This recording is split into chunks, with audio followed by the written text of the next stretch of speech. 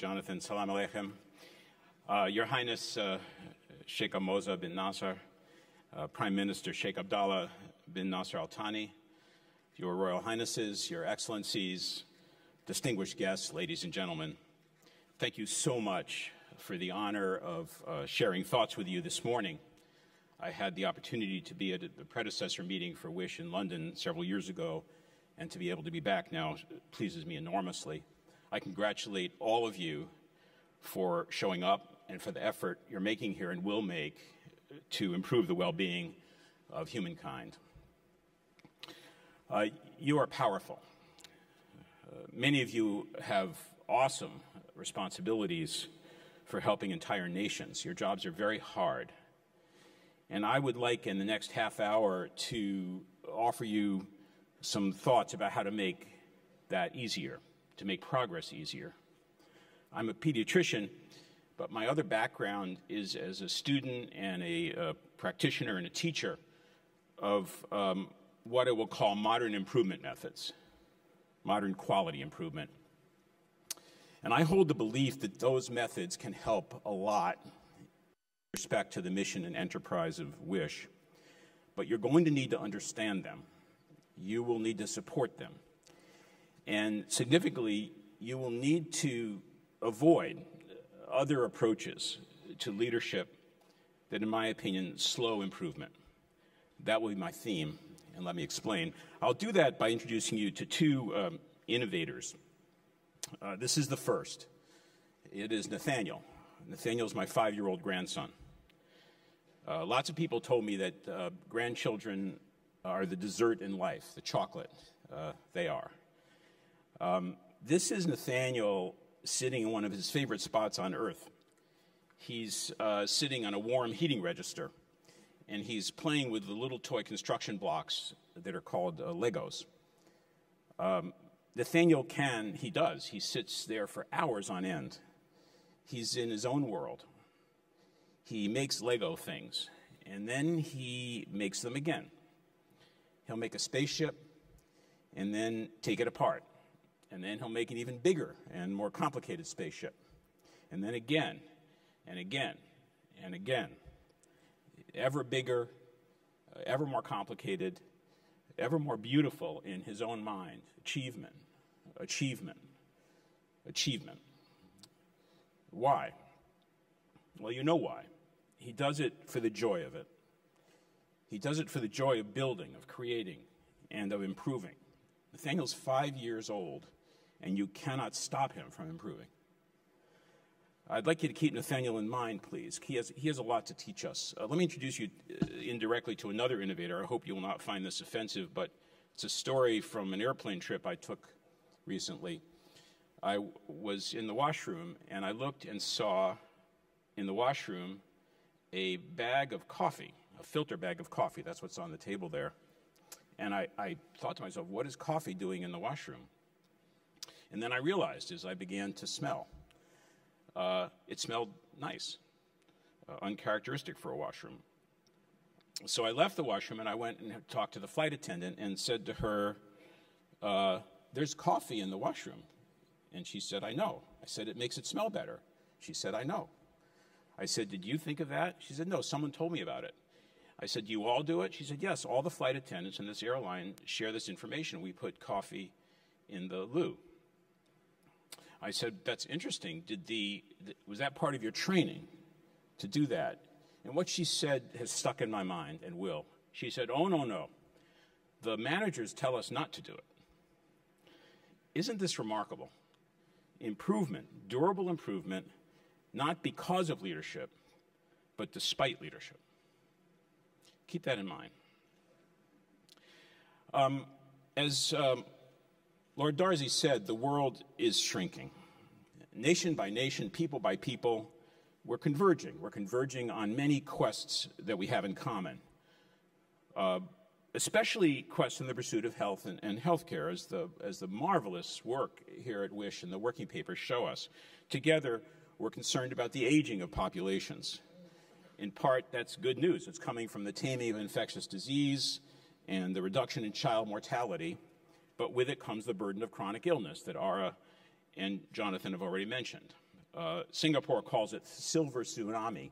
I'm told that within the next few years, the number of people over 65 in China will exceed the entire population of the United States.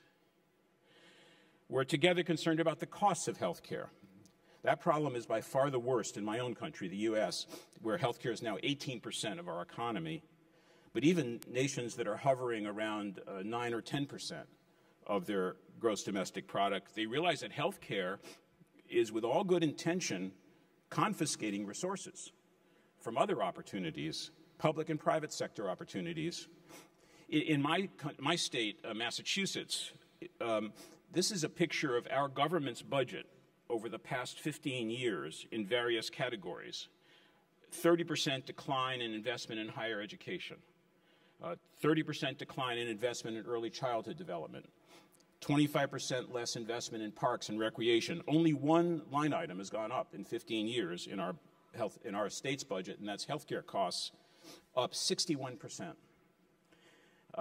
Nation after nation is setting goals now to turn that around. England is trying to reduce its NHS expenditures by £22 billion in the next 5 years. We're together concerned about how to create health. Science shows us without any doubt that healthcare is a weak tool. In fact, it is nearly an impotent tool for achieving vitality in populations. By far, the biggest cost of ill health is not the absence of health care, although it should be universal. It is the presence of poverty and injustice and inactivity and poor nutrition. So nation after nation is trying to shift its attention to those causes, not just the effects. Here in Qatar, the current diabetes rate is 17%. Within the next decade, it will be 30% of the population.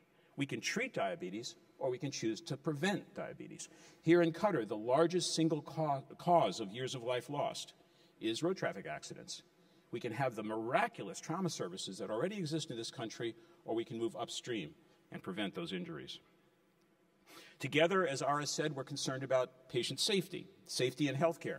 Thanks in large measure to the leadership of the World Health Organization's patient safety campaigns, we know now that millions and millions of people on Earth suffer and die in healthcare, not from the diseases that brought them into care, but from errors and avoidable harm from the very care that was supposed to help them.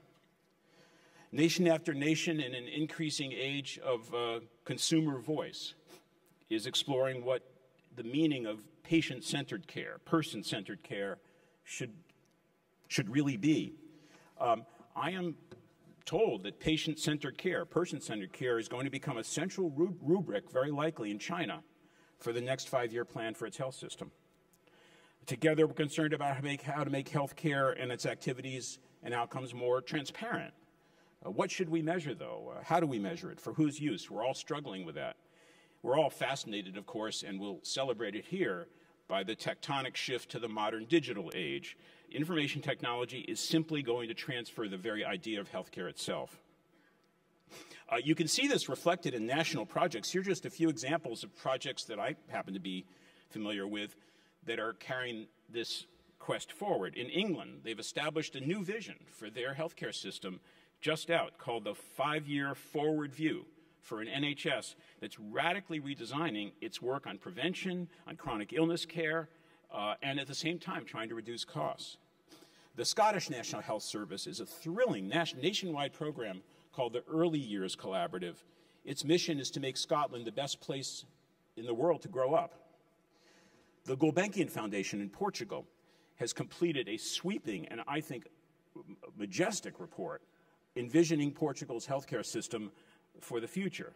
Denmark has launched a nationwide national patient safety effort that is having and will have tremendous dividends. Singapore has a new agency whose focus is to reconfigure the entire system there for the silver tsunami, the aging population. And China's new 5-year health plan is still on the drawing boards, but I think it promises to be thrilling in its redesign of chronic care, its focus on primary care, and this theme of person-centered care. We are on the move.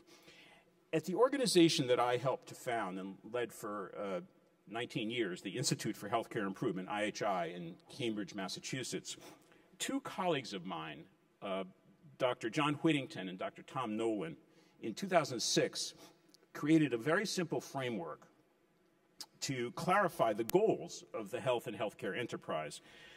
The framework they proposed, IHI calls the triple aim. It summarizes, it's meant to summarize the social need that health and healthcare systems are intending to meet, that they try to meet, try to achieve. And there are three. Better care for individuals. If you're sick, you get the best care. Better health for populations, so we don't have diabetes or trauma. And lower per capita cost. That's the triple aim. It could unite us. I think it should unite us. This is what the English current 5-year forward view plan, that new plan, looks like if you parse its goals in terms of triple aim goals. And I find this lens a very powerful one. Better care, better health, and lower cost for the population. But full stop. That's tough. This represents transformative views of the nature of healthcare itself. Let me give you a little bit of a metaphor. This is the Choluteca River Bridge. It's in the country of Honduras, near Tegucigalpa, the capital city. It was built in 1938. It was built by the American Bridge Company. It was built strong. Honduras has bad weather, and the idea was to build a bridge strong enough to stand up against that weather. And the Choluteca River Bridge was tested many times, but most severely in 1995 when Hurricane Mitch hit Honduras head on. It's a terrible hurricane. It killed people. It took down over 150 bridges. But it didn't take down the Choluteca River Bridge. It was built properly, strong. It remained in place. The problem was the river moved. And so now in Honduras, they have one very strong bridge in the wrong place. This is healthcare, in the developed world at least. Not exactly. We need the first bridge. That's the technocratic, scientific, miraculous bridge. When I trained as a pediatrician a while ago, every single child I saw with acute lymphoblastic leukemia died. They all died. Now they all live. That's because of the first bridge. Hospital-centric, audacious, curative. But it isn't enough. It isn't even nearly enough. There's a new river. And in every single nation, we're now trying to figure out how to build that new bridge. It would be one much more capable of meeting the demands of aging and chronic illness, lower cost, authentic prevention, safe and patient-centered care, transparency, profound technological innovation. How will we build the new bridge? Many policymakers, many of you, in many nations, are trying to figure out that transformation, how to do it. And many are relying, as you'd expect, on what I'll call classical tools, the classical tools of improvement, payment changes, new incentive systems, enforcement of standards, trying to supply measurements to help make markets work. Now, I'm going to editorialize here. I don't think this is going particularly well yet. That is, we don't really have yet, on a global scale, the pace and completeness of pursuit of the triple aim that our nations need altogether. Why not? Well, now I'm going to search for the answer with you. And to do that, I'm going to take an excursion into what I said, modern quality theory, as practiced by nearly every globally competitive company on Earth. It's easy to say what's not modern. Not modern are very slow and impoverished, scientifically unfounded methods that have achieved widespread embrace on the planet over decades past. Experts call this reliance on inspection to improve. And this is vaguely how it works. You define what you want, define quality, for example. You measure it. You find the outliers, the miscreant few, and you act on them. You act on the deficient few. You decide that you want safe hospitals. So you measure patient safety. And then you find the bad hospitals, and you close them, or you censure them, or you punish them, or you correct them. You decide that you want patient-centered care. So you measure it. You find the few that aren't patient-centered, and you fix them, or you fire them. I will tell you what nearly 100 years now of progress in the pursuit of quality reaffirms reliance on inspection does not work. Inspection does not achieve continual, pervasive, or never-ending improvement. It does not foster creativity and learning and pride. It poisons them. Because the main harvest of reliance on inspection isn't learning. It is fear. It's the cycle of fear in the world of quality. The inspector shows up, the workforce gets frightened.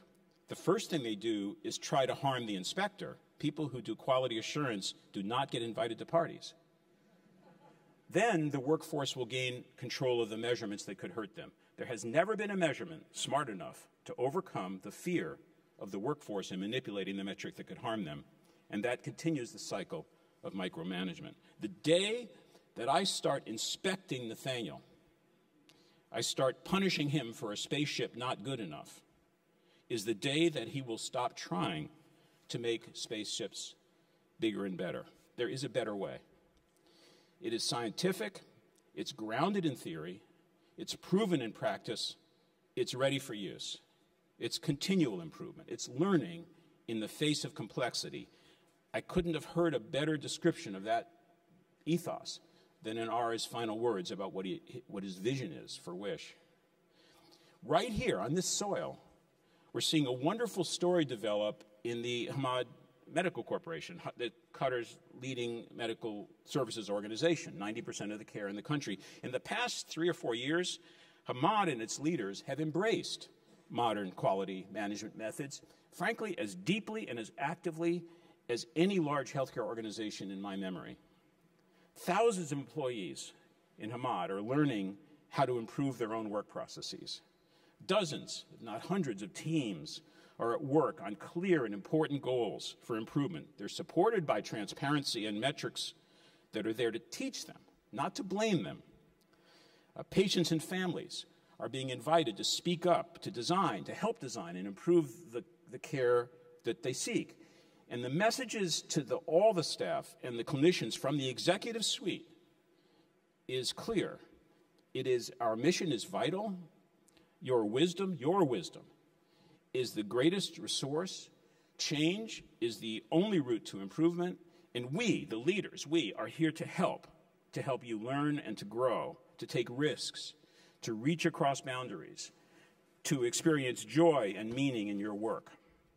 Now, I don't have time today, nor do you, to explain piece by piece what a true comprehensive system of improvement looks like. Study Nathaniel and you'll find out. But I want to let Hamad's results speak for themselves. Rumaylah Hospital has been working to reduce pressure ulcers in its female geriatric and rehab unit. They went 289 consecutive days without a single pressure ulcer. The pediatric unit at Hamad General has been aiming to reduce bacterial infections of central venous catheters, which is a lethal complication. They went 149 days without one single infection. Al-Khor Hospital went 914 days without one single case of MRSA bacteremia, 444 days without one single unnecessary urinary catheter, 287 days without one C. difficile infection. They raised hand washing from 45% to 81% in 6 months, and they saved money. By using multidisciplinary teams and rounding, they've significantly reduced length of stay. These results, they mean lives saved, limbs saved, pain averted, hundreds of human beings spending months and years with their loved ones who otherwise would have become statistics of medical morbidity and mortality. How do they do it? With inspection, with punishment, with blame, with fear, finding the miscreant few and correcting them or firing them? No, they did it with comprehensive, systemic, cultural, continuous improvement.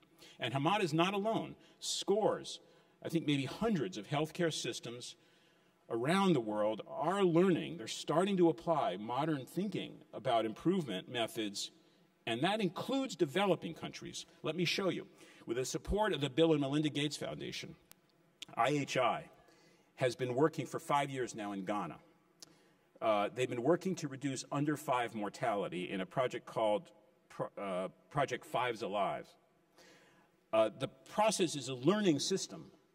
Beginning in the poorest provinces there in the northern part of Ghana, local clinics and district hospitals collaborated. They worked together. They tested new approaches to reliability in healthcare, team-based care, patient transportation, and much more. When they learned it, then they taught it, and they spread their learnings to neighboring sectors, and eventually over 5 waves of spread, the learning has now spread to the entire nation of Ghana. The results are stunning. Over a 30% reduction in child mortality in the 3 northern provinces, which were the most afflicted. And overall, nationally, using teams like this, local teams motivated like Nathaniel is, a 28% decline in mortality of children under 5 in the country of Ghana. This was not done through command and control rules. It wasn't done through top-down incentives or markets. It was done by governmental and private sector investments in learning, in exploration, in sharing, in building the wisdom and the commitment of the front line. It is improvement for real, and it's thrilling.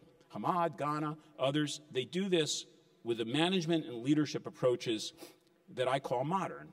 It's a powerful combination of cultural change, technical change, and strategic leadership investment. The new culture, it's a culture that values information. It embraces information, especially information on defects, information that is hidden in the culture of fear. The Japanese say every defect is a treasure. Cease blame. Trust the workforce. Invite them to use their imaginations and their creativity and their teamwork so that they can reinvent their work, so they can build the next spaceship. Will they get it right every time? Of course not. Nathaniel doesn't. So you say to them as a leader, try, even if you fail, because in every single failure lies the seeds of the next success, the lessons you learn and share and celebrate. You give voice and power to patients and carers and families and communities. The people we serve know far more than we do about what the real needs are. They know far more about what goes wrong, about what could go right. The best teachers are the people you serve. Technique matters. So Hamad and Ghana have adopted as policy systemic approaches to studying and improving processes. IHI, the organization that I helped found and lead, has taught for years this very simple model of improvement. It's only one among many, but it's got the core in it. You set an aim, step 1. You develop measures to tell you if a change is an improvement or not. You find something worth testing, and then you go ahead and you test it. Quickly, now, with optimism, plan, do, study, act. Aim, metric, change, test. This is the democratization of science, nothing less. It's the spread of inquiry and learning through the entire workforce. And the improvements are in a nurturant culture with proper technique made highly strategic by the investment of leaders. Nothing is going to happen, nothing will happen on the journey to continual improvement unless and until leaders act. I mean boards of trustees, executives, respected physicians and nurses, governments, governmental leaders. It is leaders, it's only leaders who can set in place the atmosphere of inquiry and mission and pride and joy and security in attempting things that gives the thousands and thousands, no, millions and millions of Nathaniels out there the time, the security, the training, the acknowledgement to set about building their new spaceship and sharing what they learn with each other. We need the triple aim, by the way. We need it, but it's going to be out of reach until our organizations and governments and their stewards openly embrace it. If we want a better, healthier world, if we want the new bridge, if we want to recover the lost time and the energy and the pace that are wasted in silos of fear and withholding, then we, leaders of the healthcare enterprise in the world, we need to come to terms with something very basic, something very noble in human nature. And that is that just like Nathaniel, we were born to learn. And learning is the greatest resource humankind has for rescuing itself. But I warn you, to learn and practice that, you're going to need to give up or avoid some pretty bankrupt theory. Somehow, I think, I could be wrong, but I think too much of our world has embraced a theory of action that poisons that resource. It's the theory that if we're going to have winners, there have to be losers. It's the theory that sharing and growing together is naive and that competition holds the key. It's the theory that markets, sadly even predatory markets, build the best bridges, and that human nature, that the human nature that we ought to rely on for progress isn't the native capacity to learn, but the primitive pursuit of blind self-interest. It's the theory that out of perfect, self-interested, competitive pieces will somehow emerge the cooperative, self-aware, inclusive communities of effort in which we will thrive. I do not believe that. I think there is a better way. I must say, I think that what Lord Darcy and Her Highness and the Qatar Foundation and WISH have envisioned and made real here now is on that better route, for sure. We're here today not to blame or to reward. We are here to teach and learn and share with generosity and optimism. Of course, it isn't Legos that we're building with. We're building with systems much more complex. They're non-linear, they're interdependent, we're in it together. Nathaniel can smile alone. نتنيال يمكن أن يبتسم لوحده ولكن نحن يجب أن نبتسم سوية. هذا يذكرني بقصة أخيرة أسوقها عليكم. عمرها أكثر من 20 عاما وربما هي تذكرنا بما أراه اليوم في حمد. إنه في مستشفى بعيد من هنا اسمه مستشفى دومينيكان سانتا كروز في كاليفورنيا، وكان ذلك في الأيام القديمة التي كنا نحاول فيها محاربة التعقيدات في قسم الرعاية المتشددة. وفي كارول هاردن والآخرين طورنا ما يسمى بحزمة أداة التنفس، وهذا يعني بعض الإجراءات البسيطة الخمسة التي إذا ما التزم بها الشخص كل مرة يمكن أن نقضي على تعقيدات مهمة جدا يعاني منها الأشخاص الذين يتم وضعهم على آلات التنفس، ما يسمى بذات الرئة المكتسمة من جهاز التنفس. فريق دومينيكان سانتا كروز بقيادة شخص اسمه لي فاندربول اعتمد هذه الحزمة التي تحدثت عنها، وكان لديهم انفتاح وكانوا فقط مقتنعين بما يقومون به، واستخدموا هذه الحزمة وقد نجحوا في القضاء على التعقيدات خلال على مدى 9 أشهر لم يحصل أي ذات رئة مكتسبة من جهاز التنفس. ولكن بعد أشهر اتصل بي وقال لي دان أنا أقول لك أننا حصلنا على أول ذات رئة مكتسبة من جهاز التنفس للمرة الأولى منذ أشهر طويلة، وأنا قلت له أنا آسف ما الذي قمت به؟ قال لي بشكل واضح لقد ذهبنا كلنا إلى غرفة العناية المركزة، جلسنا سوية وبكينا. هذا يا أصدقائي هو الجواب على هذا السعي. بكوا، لم يبكوا بسبب الحوافز أو الأسواق أو الخوف أو العقاب أو المتطلبات. لم يقل لهم أحد أن يبكوا. الدموع أتت من القلب، أتت من المعنى الذي يؤمنون به في عملهم، أتت من الترابط القائم بينهم وبين الأشخاص الذين يخدمونهم. لقد بكوا لنفس السبب الذي دفع بنتنيال إلى الابتسام عندما قام ببناء مركبة فضاء. أتى الشعور من الداخل. أنتم أقوياء، معظمكم يتحلى بالقوة، أنتم وزراء الصحة المسؤولون، أنتم العاملون في هذا العالم المتطلب.